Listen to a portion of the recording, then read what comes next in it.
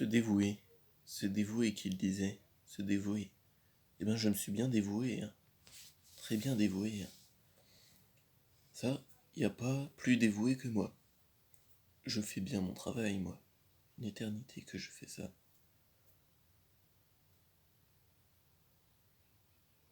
Rien à me reprocher.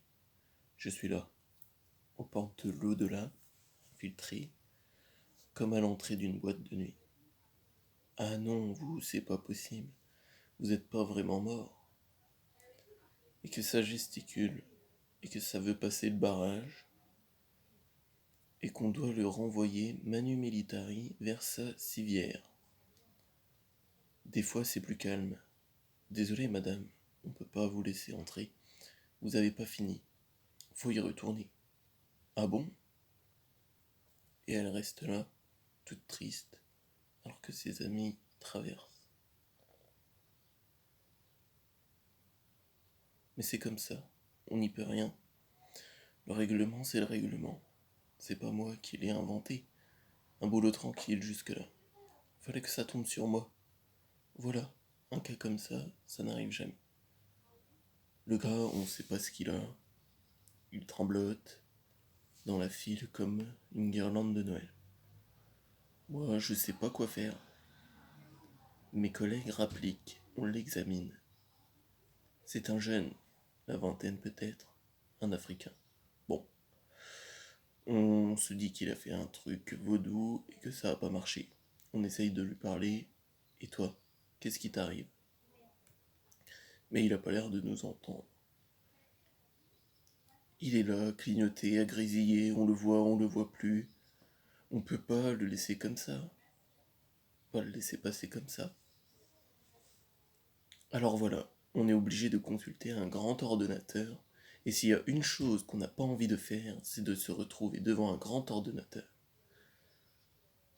Bah, j'en ai la chair de poule. Alors, le grand ordonnateur, il râle, qu'on le dérange toujours pour rien, mais il est bien obligé de venir. Tout le monde se tasse. Quand il approche, ça fait comme une grande ombre. On a même l'impression d'avoir froid.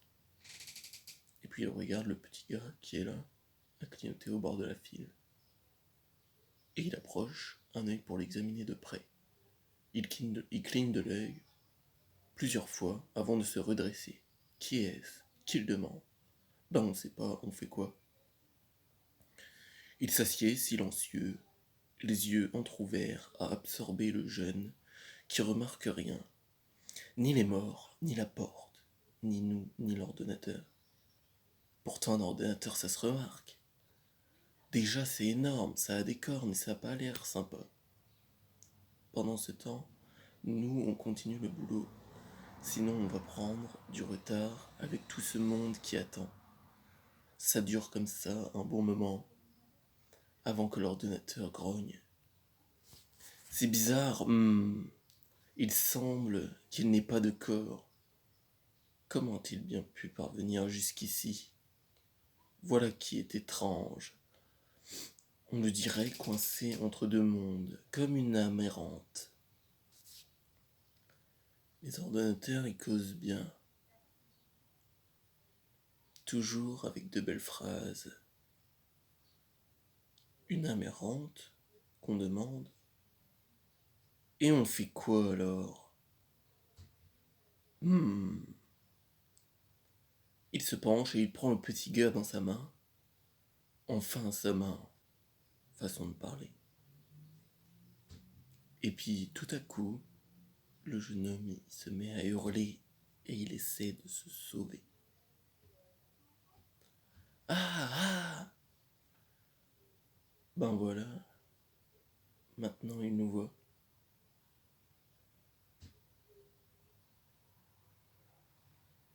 Alors l'ordinateur, il le tient en faisant gaffe de pas l'écraser et lui dit: Jeune homme, que faites-vous ici? Ah ah! Bon, il attend qu'il se calme. Je sais pas, je suis où? Mais pourquoi je suis là? C'est également ma question. Et vous? Et vous êtes quoi, vous? je rêve pas, je rêve. Qui, vous voulez dire, le grand ordonnateur de la 27e contrée? Ça le laisse sans voix. Le petit gars qui clignote, il bafouille. Je sais pas. J'étais à une fête. Gronde l'ordonnateur. Une fête. Et qui faisiez-vous? Là, le jeune, il a l'air ennuyé. Ben, on dansait et puis on a pris, enfin, une drogue, quoi. Une drogue. Et voilà, les drogues. On a toujours des problèmes avec eux. Ils arrivent à moitié près, un pied d'un côté, un pied de l'autre. On ne sait jamais si on les prend ou pas. Mais d'habitude, on se débrouille. Et dire qu'on a dérangé l'ordonnateur pour ça, ça va encore être de notre faute. Je vois ça d'ici, alors je me lance. Grand ordonnateur, si je peux me permettre, on dirait pas un drogué. Il le regarde de près avant de le reposer à côté de nous. Non, je n'ai jamais rien vu de tel. Je dois mener une enquête. Gardez-le en attendant.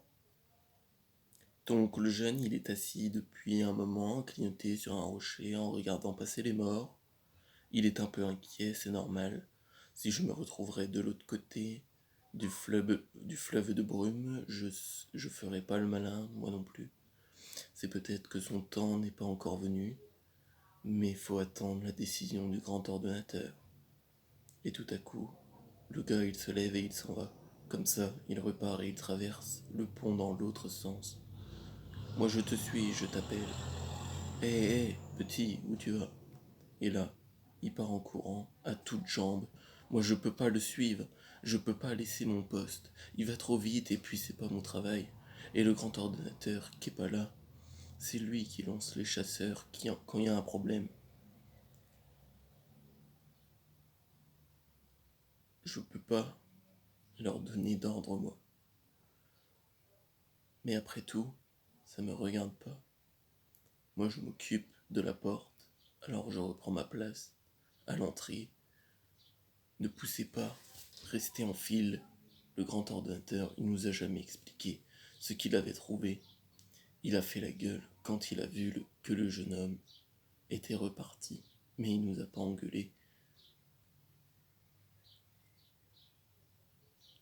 Et il a pas lancé les chasseurs. Et puis quoi? Le gars était déjà loin. Il a juste dit